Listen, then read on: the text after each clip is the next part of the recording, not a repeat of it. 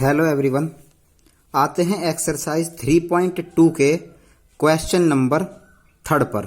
ठीक है, तो क्वेश्चन नंबर 3 वैसा ही है जैसा कि हमने क्वेश्चन नंबर 2 किया था, लेकिन थोड़ा सा बदलाव है। क्वेश्चन नंबर 2 में हमने क्या बताया था कि रेखाएं जो लाइंस हैं हमारी इंटरसेक्ट हैं या कोइंसिडेंट हैं या पैरेलल हैं, यानी कि रेखाएं प्रतिच्छेद करती हैं या फिर समपाती हैं या समांतर हैं। अभी हमें इसमें बताना है संगत या असंगत, यानी कि कंसिस्टेंट या इनकंसिस्टेंट। ये कैसे हम लोग बताते हैं तो मैं आपको थोड़ा सा यहाँ पे बता देता हूँ। ठीक है, पहली कंडीशन मैंने आप लोगों को बताई थी कि लाइंस जो होती हैं वो कैसी होती हैं, इंटरसेक्ट होती हैं। लाइंस कैसी होती हैं, इंटरसेक्ट। सेकंड कंडीशन में क्या होता है, लाइन कैसी होती है, कोइंसिडेंट होती हैं। ठीक है, तीसरी कंडीशन में लाइंस पैरेलल होती हैं। ठीक है, यानी कि पहले वाले में रेखाएं प्रतिच्छेद करती हैं, दूसरे वाले में रेखाएं समपाती होती हैं और तीसरे वाले केस में रेखाएं जो होती हैं वो समांतर होती हैं। समझ में आ रही बात? ठीक है, अब क्या करना है, अब हमें इसमें ये नहीं बताना कि लाइन प्रतिच्छेद करती है यानी इंटरसेक्ट है, कोइंसिडेंट है समपाती है, पैरेलल यानी कि समांतर है। हमें बताना है कि हल जो है इनका जो सॉल्यूशन है वो कंसिस्टेंट है या इनकंसिस्टेंट है। कंसिस्टेंट और इनकंसिस्टेंट का मतलब क्या होता है मैं आप लोगों को बता देता हूं। जब हमारी पहली कंडीशन आती है, ठीक है, हम A1/A2, B1/B2, C1/C2 करके चेक करते हैं। अगर पहली कंडीशन आती है यानी कि लाइन इंटरसेक्ट करते यानी कि प्रतिच्छेद करती हैं, तो सॉल्यूशन जो होता है वो कंसिस्टेंट होता है। क्या होता है? कंसिस्टेंट होता है। कंसिस्टेंट का मतलब होता है संगत। हल जो होता है वो संगत होता है। समझ में आ रही है बात? दूसरी जब कंडीशन आती है यानी कि रेखाएं जो होती हैं वो समपाती होती हैं यानी कोइंसिडेंट होती हैं, तो भी हमारा जो सॉल्यूशन है वो कंसिस्टेंट ही होता है। हल हमारा कंसिस्टेंट ही होता है जो सॉल्यूशन होता है। ठीक है, अगर लाइंस जो है पैरेलल आ जाते हैं यानी कि रेखाएं समांतर होती हैं तो होता है हमारा इनकंसिस्टेंट। ठीक है, इनकंसिस्टेंट मतलब असंगत। ये चीजें हमें बस बतानी है क्वेश्चन नंबर 3 में कि संगत हल है या असंगत हल है। ये कंडीशन मैंने आपको रखी दी है। अगर लाइन इंटरसेक्ट करते यानी प्रतिच्छेद करती हैं तो जो सॉल्यूशन होता है वो संगत होता है यानी कि कंसिस्टेंट होता है। अगर लाइन कोइंसिडेंट होती है यानी समपाती होती है तो सॉल्यूशन हमारा कंसिस्टेंट होता है यानी कि संगत होता है। अगर हमारी लाइंस पैरेलल होती हैं यानी कि रेखाएं समांतर होती हैं तो हमारा जो सॉल्यूशन है वो इनकंसिस्टेंट होता है, मतलब असंगत होता है। तो ये चीज आपको याद रखनी है।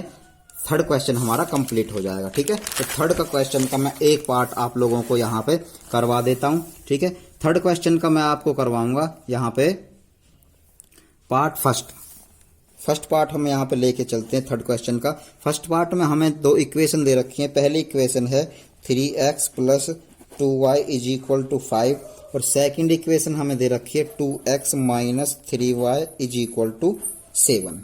ठीक है, तो ये दो इक्वेशन हमें दे रखी हैं। अब इन दोनों इक्वेशन से हमें क्या करना है, A1/A2, B1/B2, C1/C2 चेक करना है। तो कर लेते हैं। देखिए, तो A1 की वैल्यू क्या है हमारे पास, A1 की वैल्यू है हमारे पास 3, तो लिख देते हैं 3।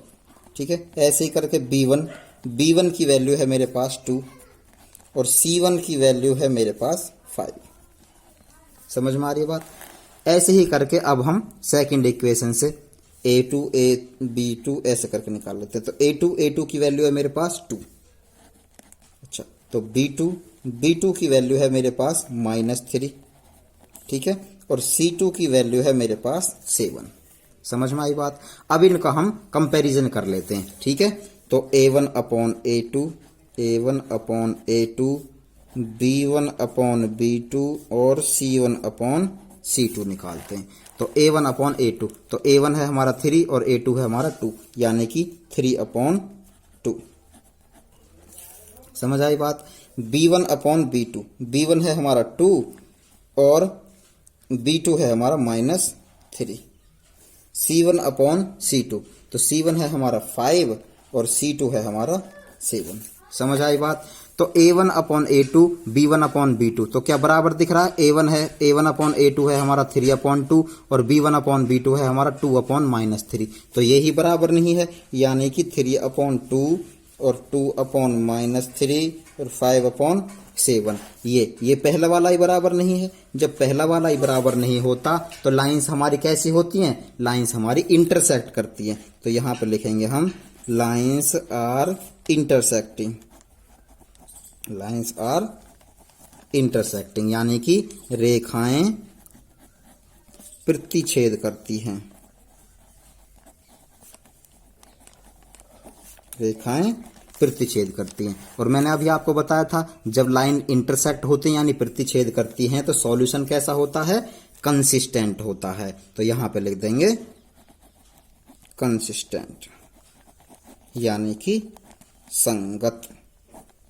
समझ में आई बात। तो ये हो गया हमारा क्वेश्चन नंबर 3 का पार्ट फर्स्ट।